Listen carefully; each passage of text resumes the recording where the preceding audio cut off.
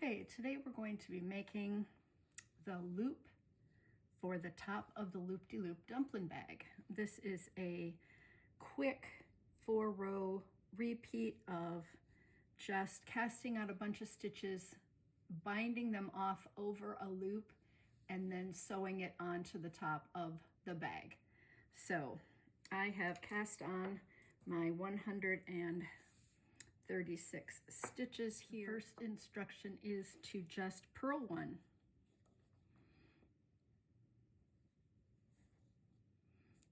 Get myself set up here. Now I'm going to purl 3.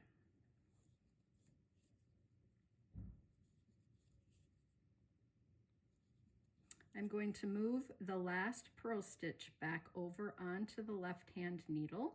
So now basically what I'm going to be doing is casting off. So I'm going to be lifting the second stitch on the needle over the top of the first stitch. And then I'm going to repeat that 8 times. So that's my first one. Then I'm going to lift the second one over the top, 2, then lift 3, 4, 5, 6, 7, and 8. So I can pull that loop just a little bigger here, just pulling with my left, make it a little bigger so that I can count those loops. Now I'm going to take my working yarn and I'm going to yarn over twice. 1, 2. So I have 2 stitches laid over the top of the needle, and then I'm going to knit 1. So that is going to be my first loop of the Loopdedoo, and then I'm going to start again with purl 3. So purl 1, purl 2, purl 3, slip that stitch back over, and then I like to just tug on this a little bit to get it nice and tight so that it's easier to lift that first stitch over. You are working, moving your left hand here to pull it under, and that might be a little difficult if you're right-handed for the first few times that you do it, just to get it over. So you just basically binding off 1, 2, 3, 4,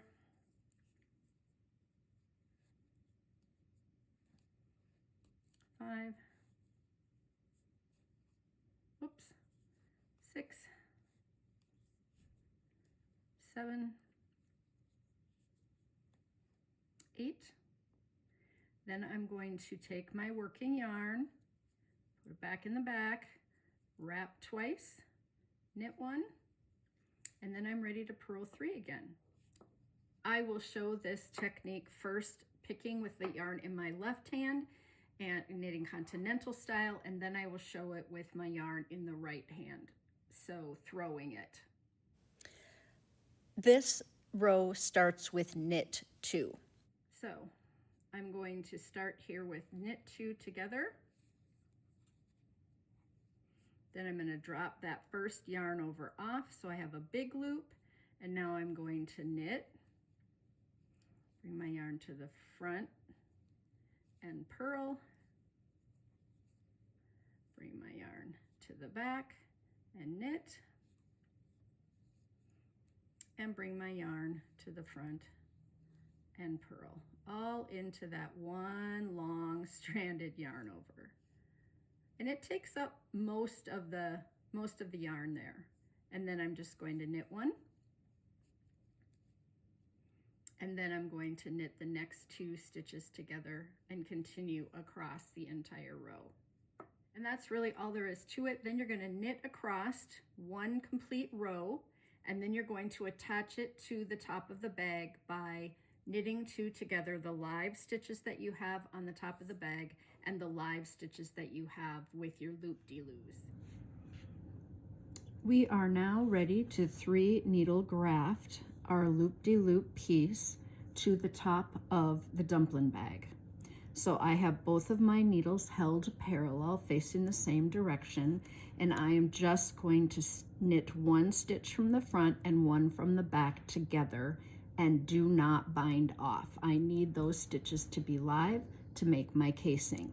I am currently holding the other half of my stitches on some try-it-on tubing, but they could be on another needle, a piece of yarn, or dental floss, whatever you have.